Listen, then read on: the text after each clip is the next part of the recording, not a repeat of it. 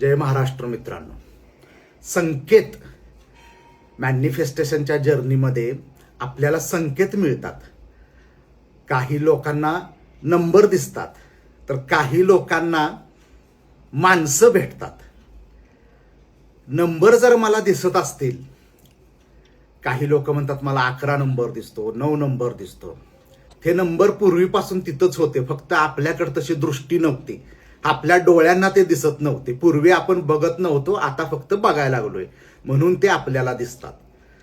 मला नंबर दिसत असतील तर याचा अर्थ असतो की माझी ऊर्जा अलाइन झालेली आहे, विचारांची ऊर्जा. फक्त मी कृती करत नाही.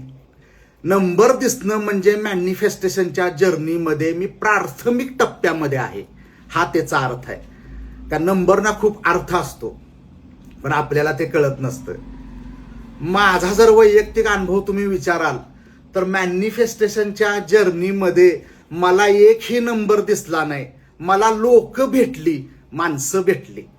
संत ज्ञानेश्वर ज्यावेळी त्यांना गावातून बाहेर काढलं, त्यावेळी एक शेतकरी बैलगाडीतून जात असतो आणि तो त्यांना घेऊन जातो. माणसं भेटली पाहिजेत मॅनिफेस्टेशनच्या जर्नीमध्ये. मी संकटात असताना मला मदतीला लोक आली पाहिजेत, एवढी माझ्याकडे ऊर्जा पाहिजे.